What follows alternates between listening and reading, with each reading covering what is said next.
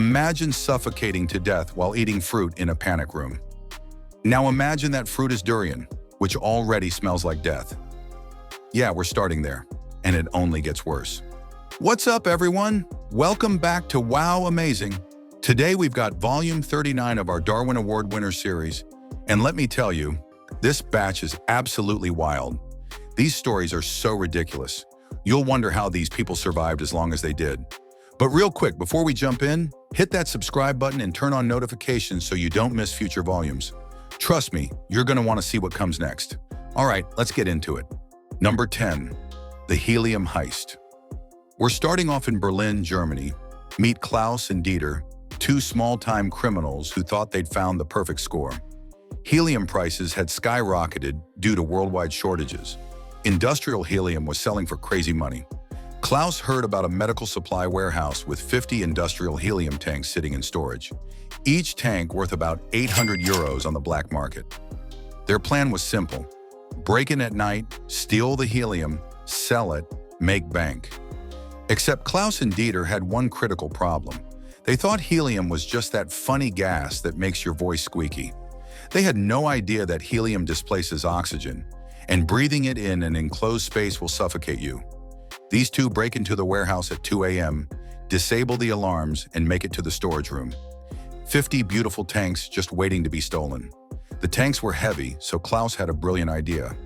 Let's empty some first to make them lighter. Klaus opens the first valve to test if it's really helium. It was full blast. In a sealed room with zero ventilation.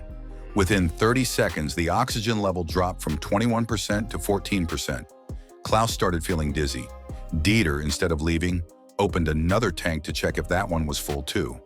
Oxygen level, 8%. Both guys became confused and disoriented.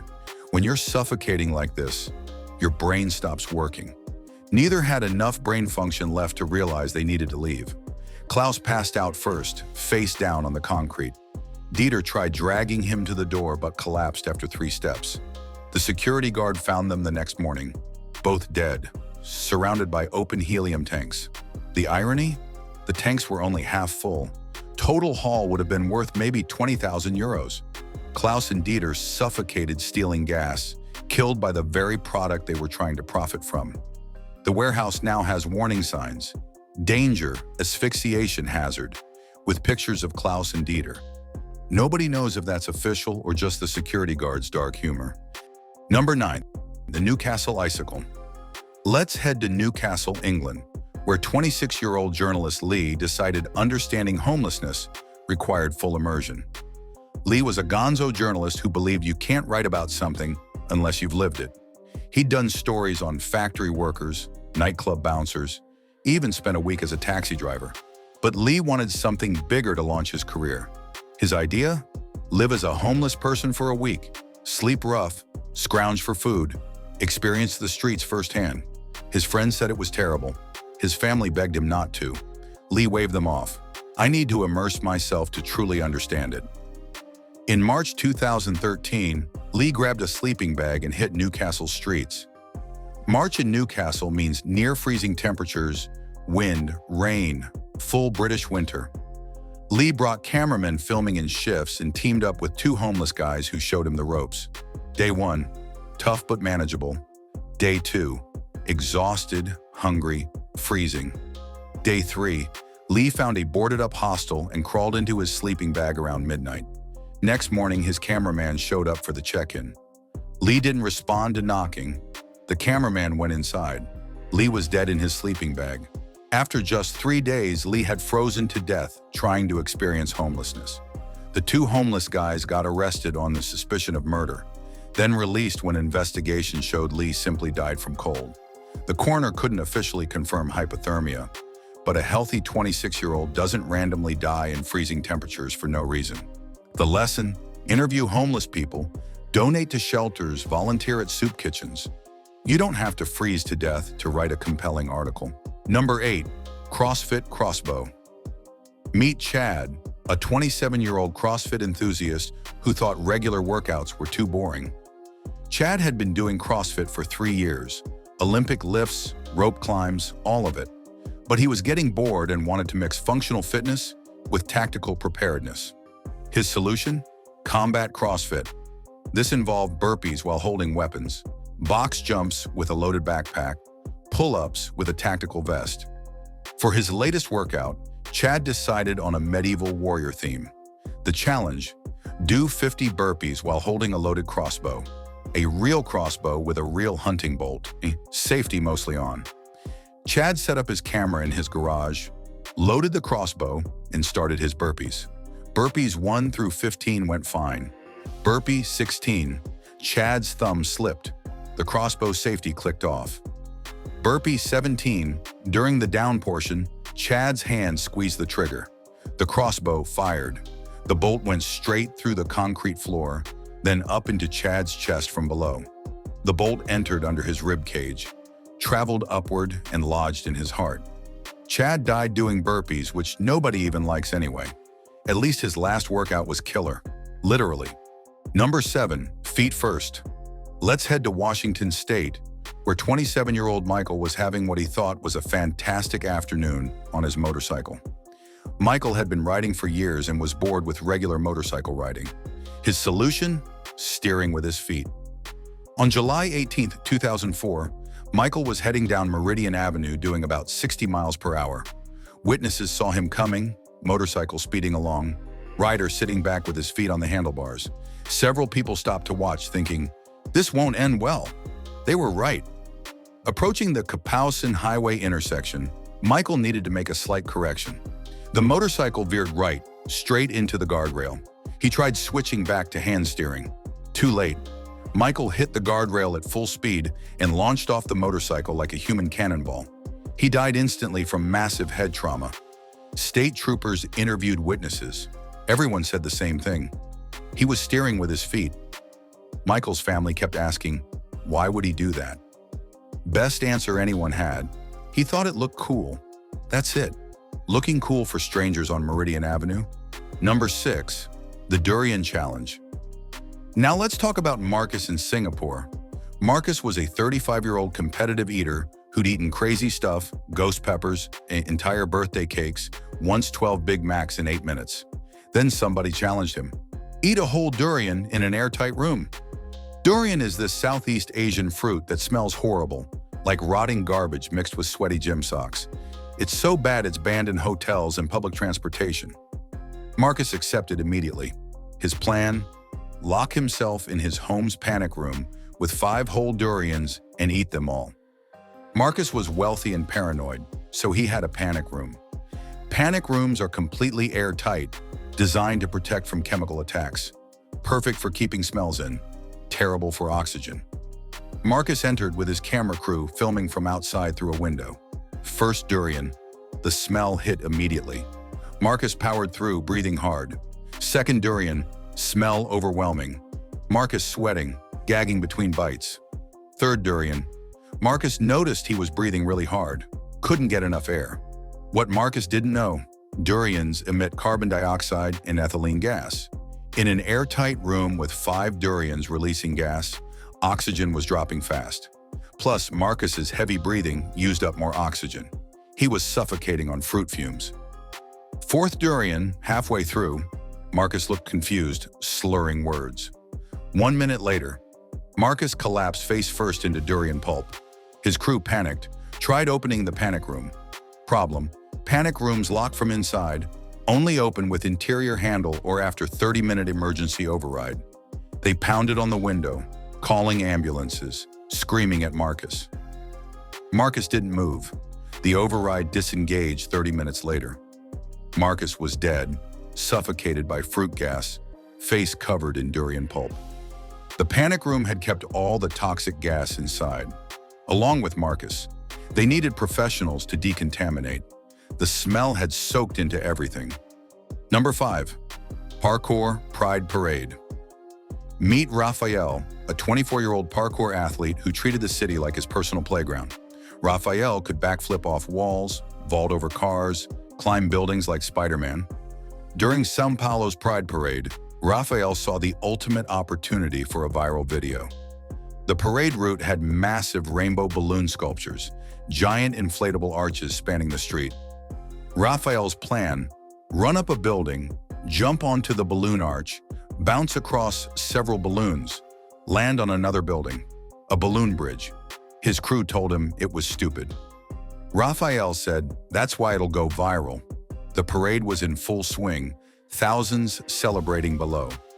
Raphael climbed to a third-story rooftop overlooking the route. He timed his run, sprinted toward the edge, and launched himself at the first giant balloon. For one glorious second, it worked. Raphael landed on the balloon, which compressed slightly. Then physics kicked in. Balloons aren't structural, they're air wrapped in rubber. Raphael's weight pushed down, the air pushed sideways, and Raphael immediately started sliding. Raphael slid off the first balloon, grabbed desperately at the second, missed completely, and fell directly into the parade route, 25 feet down onto concrete, in front of 3,000 people. Raphael hit the ground, breaking both legs, his pelvis, and suffering massive internal injuries. The parade stopped. Music cut out. Everyone watched as paramedics rushed to Raphael lying in the street. Raphael died 40 minutes later from internal bleeding. Pride Parade organizers released a statement: "We mourn the loss of life and remind everyone that balloon decorations are not jungle gyms." Raphael died bouncing off inflatable rainbows. Number 4. The underwater weed stash. Now we're at Lake Tahoe. Meet Jake, a scuba diving instructor who thought he'd found the perfect hiding spot for his side business. Jake taught diving but made his real money selling weed.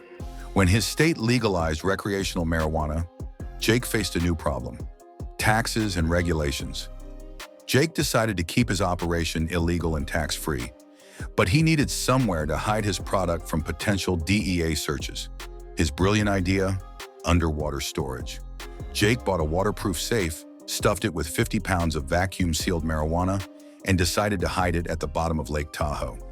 Lake Tahoe is deep, over 500 meters at its deepest. Jake figured, cops don't search 400 feet underwater. He was right. They don't, because it's insanely dangerous and stupid. Jake planned to dive down with the safe, anchor it to the bottom, retrieve it as needed. The problem: diving to 400 feet requires serious technical skills, special gas mixtures, careful planning. Jake had basic open water certification and way too much confidence. Jake loaded his safe, grabbed his scuba gear, and dove down carrying 120 pounds of weight. At 200 feet, nitrogen narcosis started. Nitrogen in your blood acts like an anesthetic, making you feel drunk and confused underwater. At 300 feet, Jake was completely out of it, euphoric, confused, making terrible decisions. He reached 380 feet and secured his safe. Then Jake tried ascending. Problem 1, he'd used too much air. Problem 2, he was too narked to realize it. Problem 3, rapid ascent from 380 feet causes the bends, nitrogen bubbles that can paralyze or kill you. Jake, in narcosis-induced overconfidence, shot toward the surface. He made it to 150 feet before the bends hit. Excruciating pain. His body surfaced 3 days later, bloated and unrecognizable. Coast Guard found his diving computer, which recorded everything. They also found his safe at 380 feet with $180,000 worth of marijuana. The DEA recovered it all. Jake died hiding weed where nobody would find it. His body gave away the location. Number 3, underground fight club disaster. Welcome to an abandoned warehouse in Newark, New Jersey. This is where an underground fight club had the absolute worst night of its existence. These weren't professional MMA fighters or anything, just tough guys with big egos and YouTube channels. One fighter, 32-year-old Derek, who went by the Demolisher, had a whole gimmick about fighting in extreme environments. He'd fought in a ball pit, in shallow water, once even in a bounce house. For this fight, Derek wanted something more hardcore. His opponent, Marcus, agreed to fight on top of a forklift. Yeah, you heard that right. A forklift. The plan: 2 guys, 1 forklift platform raised 15 feet in the air. Last man standing wins. The warehouse was packed. 200 people watching, placing bets, filming everything on their phones. They raised the forklift. Derek and Marcus climbed onto the platform. Round 1 started. They're circling each other on this narrow platform, throwing punches. The crowd's going absolutely wild. 2 minutes in, Marcus lands a solid right hook. Derek stumbles backward. The crowd gasps. Marcus charges forward to finish the fight, and physics took over. Derek's weight pulling backward, Marcus's momentum pushing forward. Both guys went over the edge. Together, they fell 15 feet. Marcus landed head first, instantly breaking his neck. Derek landed right on top of Marcus, breaking his own spine on Marcus's body. The crowd went completely silent. Somebody finally called 911. Paramedics showed up to find two guys, one dead, one paralyzed, in a pool of blood, while 200 people suddenly pretended they hadn't seen anything. Derek survived for 6 hours before dying from internal injuries. The fight organizers just ran. The warehouse got seized. Every single phone recording was confiscated as evidence. Number 2, insurance fraud gone wrong. Let's head to Mumbai, India. Meet Raj, a 38-year-old jewelry store owner with massive debts and the worst plan imaginable. Raj owed money to loan sharks, 4 million rupees, which is about $48,000. He also had this hefty insurance policy on his store's inventory. So Raj came up with a plan. Fake a robbery, claim the insurance money, pay off his debts. Simple fraud, right? Except Raj way overthought it. To make the robbery look real, Raj figured he needed to look roughed up. He'd punch himself a few times, maybe break a window, mess up some inventory. But Raj took it way further than that. He decided to cut off his own ring finger to make it look like the robbers had tried to steal his expensive wedding ring by force. Most normal people would just use makeup or something. Raj grabbed a meat cleaver. In his store's back room, Raj put his left hand on a cutting board, positioned the cleaver above his ring finger, and hesitated. So he'd bought expensive whiskey to build up some courage. Raj drank half the bottle, then drunk enough to go through with it, he swung the cleaver down. It worked. Too well, actually. The finger came off clean. Raj immediately regretted everything as blood started spurting everywhere from his hand. In his drunken panic, Raj tried stopping the bleeding with dish towels. He wrapped up his hand, then realized he needed to call the police to report the robbery.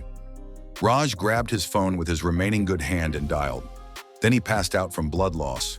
Police arrived 30 minutes later after getting this 911 call that was just breathing and groaning. They found Raj unconscious in a pool of blood. The cleaver was right next to it. The whole crime scene made absolutely no sense. Nothing was stolen. The only damage was Raj's finger. All the inventory was perfectly arranged and in place. Then investigators checked the security cameras that Raj had completely forgotten about. The footage showed Raj alone, deliberately cutting off his own finger. Raj died in the ambulance from blood loss before he could even explain his plan. The insurance company denied the claim. The loan sharks came after his family.